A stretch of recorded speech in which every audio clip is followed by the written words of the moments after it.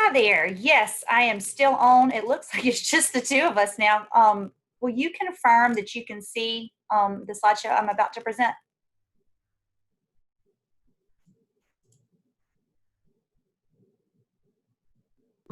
Yes, ma'am. Okay, great. All right. Well, I'm going to go ahead and get started. I am recording this, just FYI. And so some of this may not apply to you, but I'm going to go over it anyway. Okay. Okay. Were you trying to say something? I'm sorry, I couldn't hear you.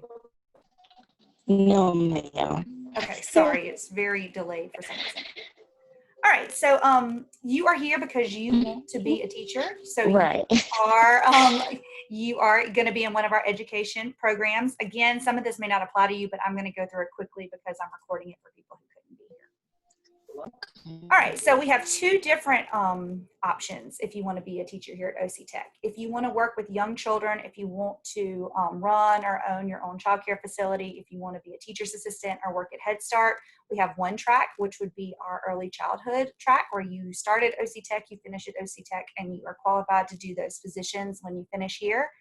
The other option is if you want to become a teacher in an elementary school classroom or a middle school classroom, an early childhood classroom. Those are more of our transfer tracks. So either way, you are in the right place as long as you want to be working with children of some sort. So if you wanted to be a certified teacher, we do have a transfer track. Our program will give you an Associate of Arts degree, and then you will transfer to one of these universities, one of these four-year universities, where you would finish as a certified teacher and be able to be qualified to work in a classroom of your own. Again, we have agreements with USC, South Carolina State, and Claflin University. We have concentrations as far as that's concerned with the Associate of Arts in early childhood, elementary, and middle school, depending on your area of interest. We also have early care and education programs. Again, those are for individuals who want to work in a child care center, run their own daycare, work in a Head Start. We have Associate of Arts, but we also have a diploma and a certificate program. We always try to encourage people to take part in the full degree program because it does open a lot more doors than just the certificate or diploma programs do. But the career possibilities as a result of that are you could be a paraprofessional in the public school system. So that's like a kindergarten assistant or something along those lines. You can be an assistant teacher in a Head Start program. You can be a director of your own child development center or someone else's, or you could be a teacher. One thing we try really hard to do at OC Tech is make sure you have lots of really good hands-on experience, real life experience. And so that means we have lots of lab opportunities built into our classes. As far as early childhood goes, that means actual time, early childhood or some of our education programs, that means actual time spent in the classroom. So 100 level courses, you are placed in local daycare facilities, and then some of our 200 level courses, you're placed in local public schools. It says here elementary schools, which is true for our early childhood students, but for someone who is mid-level, for instance, we always try and place students in their areas where they have their interest or where they want to teach one day. Part of that is that you do have to have a background check before you're able to go into those schools and do those settings. We want to make sure we're keeping our children safe.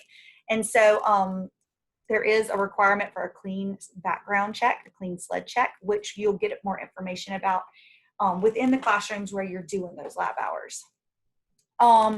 And again, typically it depends per semester. Some classes require 25 hours, some classes require 40 hours. It just really depends on the course. As far as classroom expectations and when we do meet in class, our expectations are pretty general, pretty common sense. We do ask that you are punctual, you arrive on time. I am a stickler for time. I'm never going to keep you over time, and I'm always going to start on time. Make sure you're prepared. We do a lot of discussions and interactive things in class, and so it's hard to do if you aren't prepared and you haven't read the content, and you haven't read the material. It's hard to contribute to class if you don't know what's going to happen. Projects, make sure they're turned in. We do a lot of projects because it's education, and that's usually the best way for us to assess your understanding. Also, just be polite, make sure cell phones are silenced and out of sight, and that you're participating in class activities as well.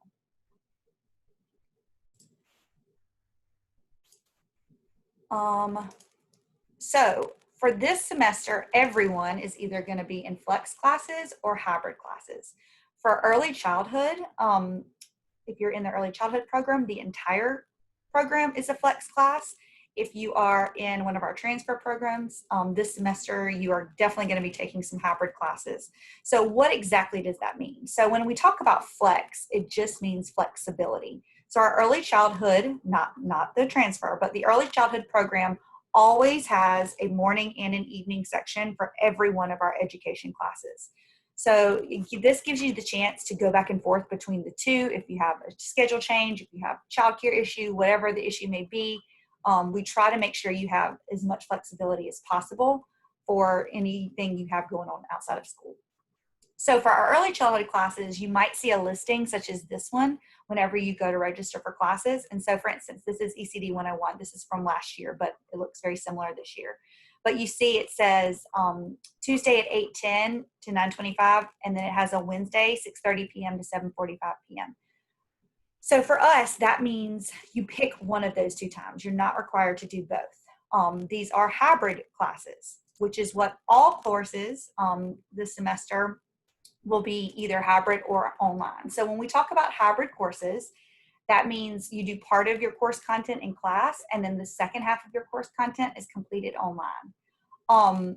Most courses will meet online once per week in person. Sometimes you might have a course that's a mini session where you complete it in only half a semester, and so they might need to meet twice per week in addition to content outside of class. But then the second half of all the course content is done online in D2L. As you all know, this fall semester is a little different. So every course that you are taking, whether it be an education course or one of your gen ed courses, is going to either be an online class where you are doing all the content online, or it's going to be a hybrid class where you come to class beginning September 21st. You will be coming to class one day per week, and then the second half of your course content is done in D2L. So what does this mean for me? More than ever, you have to make sure you are keeping up with your course content, your course expectations outside of class, and you have to make sure you're prepared. You have to make sure you're reading content and the content for the course, and that you are really overly communicating with the instructor of that course. Students are expected to read all content in textbooks, and additionally, you might be required to quote that reading online sometimes to prove that you are actually reading what you're supposed to.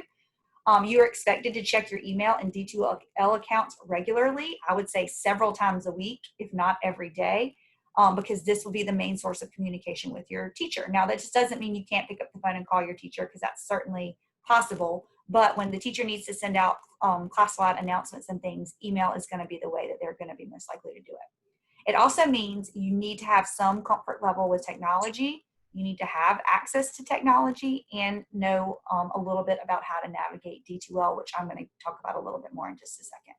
I heard some moving around. Did you have a question, or were you just? Oh, it looks like we have someone new that's entered. Okay.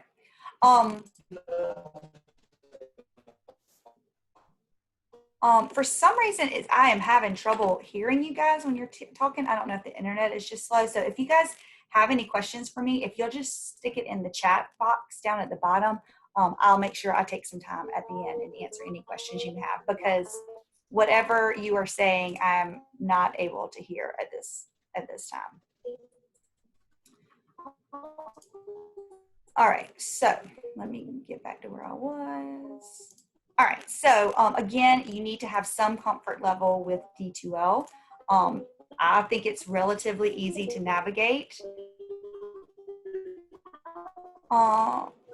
So here is where you will go to get to D2L. You'll log into your D2L account. When you do, you'll see all of your courses kind of listed over on the right, and you'll click on whichever course you want. You'll also see some announcements posted on the left. This is where the school or your teacher will provide you with things that are coming up. There are no announcements here for this course yet, but you can always dismiss those to kind of send them away so you always see the newest thing.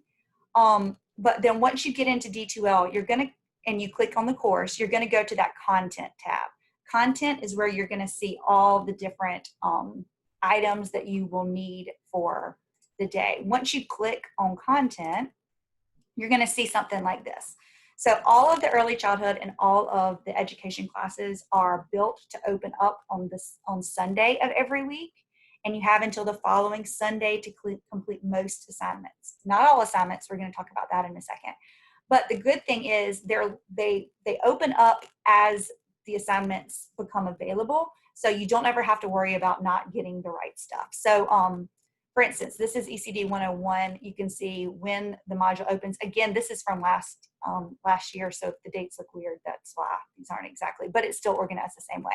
So in most classes, we cover about a chapter a week, and you always have some sort of assignment. That's how we check your attendance each week, is by your completion of assignments, in addition to whether you actually come to class as well.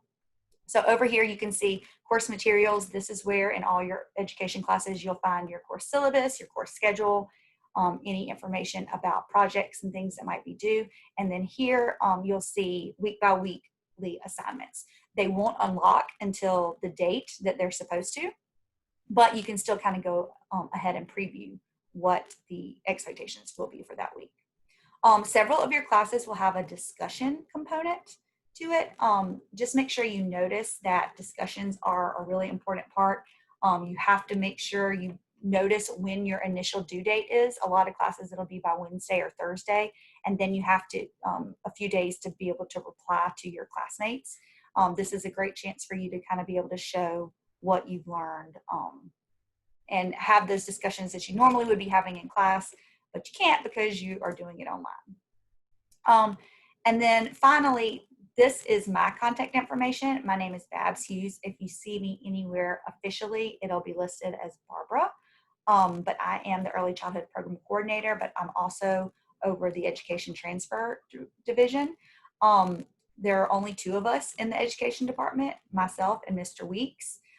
This is our contact information. I put a star by the way that we prefer to be contacted. So I'm a good emailer. My email comes to my phone. I answer it 24 hours a day.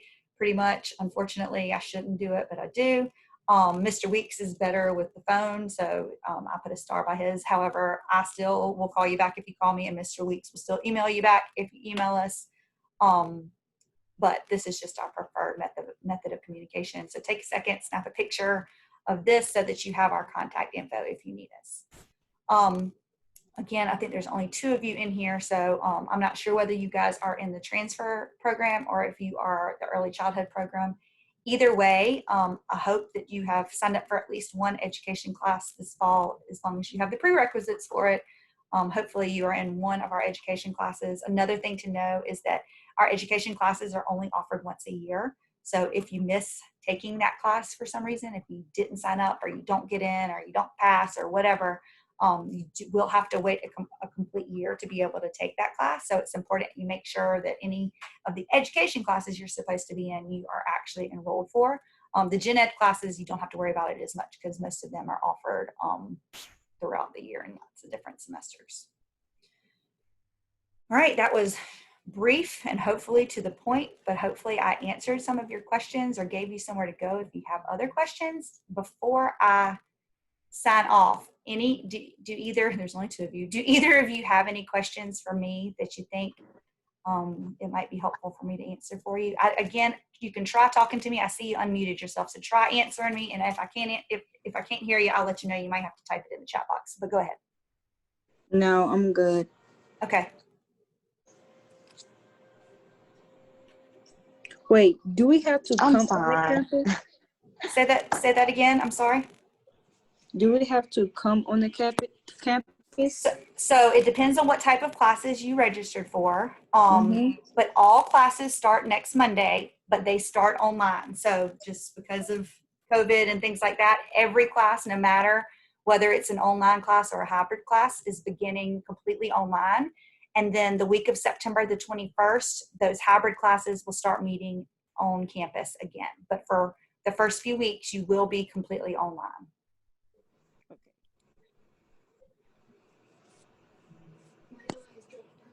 Any other questions? No. Okay. So I see something in the chat. Yes, classes do begin on Monday. The D2L is open right now. So if you can log in, if you know how to log into your D2L account, which Student Services should have provided you, you can go in and go ahead and see your courses. You can go ahead and see your syllabus and things like that just to kind of get familiar with it. And then classes start on Monday again in if you're taking an education or an early childhood class. Those classes, that class content will open up for you on Sunday, just because that's how we always do. But the courses are already there. They are already have, you know, your syllabus and everything's already there for you to be able to start exploring. And then you can actually start doing the content and education classes on Sunday, and then probably the rest of your classes start on Monday. And then I hate to be on camera, but just so y'all can see my face and see who I am, excuse my mess behind me. This is actually our first day back to campus in quite some time. So